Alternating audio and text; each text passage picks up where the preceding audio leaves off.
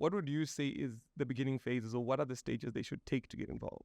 Okay, so I guess that's where my passion comes in with the whole educational stuff that we offer. So a lot of people are getting into the space, especially the young people, like you're saying, and burning themselves, right? Which is something that I did myself initially. So I did it too. you did it too. Okay, Yeah. I guess most of us. Yeah.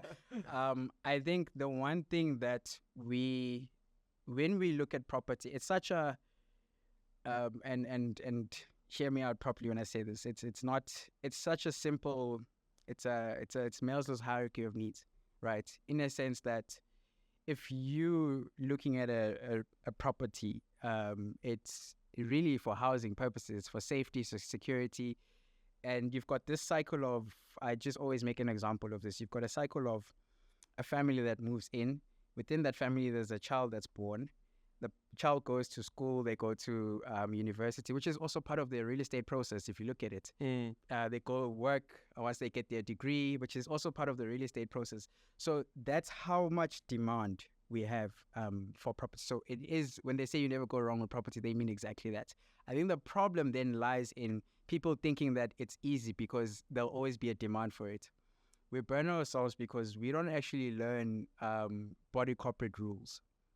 Every body corporate has a different rule. There are a lot of people that are not aware when they're doing their numbers as well. Again, it looks so simple. Bond repayments, you'll go on Property 24 calculator. It will show you that the bond repayment is 5,000 Rand. It will show you that transfer fees, transfer duties and whatnot, transfer duties wouldn't apply on a 5,000 Rand property, but basically it will show you the breakdown of all the costs involved in that process. And you look at that final figure and you think, I can afford this because I'll just put in a tenant that will cover all these costs. And you don't consider things like the AGMs we have in the body corporate. Yeah. You have these managing agencies that will literally inflate the price, the interest on your levy. So it increases by 2% annually. You don't know that type of information because you haven't actually gone and gotten yourself a property investment course that tells you these things to look out for. So unfortunately, then you've got the interest rate that goes up.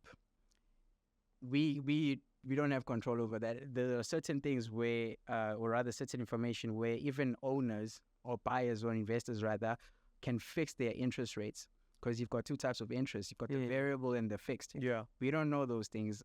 So I think just naming some of the things that really, really are in front of us, but we don't know it because we don't take courses and whatnot, and we assume property is just as simple as placing a tenant, them covering your bond repayment, and then you make money long term, which is actually not the case.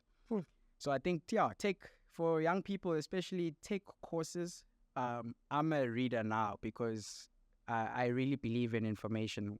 Once you execute the type of information you have, you can go further. True. Yeah. So, and it is an intimidating industry as well. Selling or investing. Because you look at the majority of property owners, white. Look at majority of land, where they're able to develop properties and sell them to the Black community. So getting deeper now. You also look at the employment opportunities as well. You know, a lot of the younger people are already unemployed. Even getting them into the space is a little bit difficult because it's predominantly white agencies.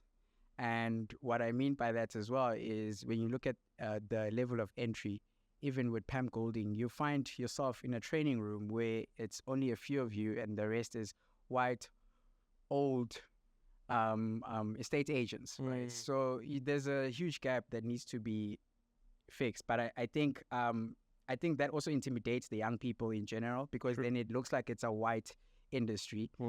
But I honestly think with information, knowledge, and mentorship, it's easy to actually get into the industry and do something for yourself.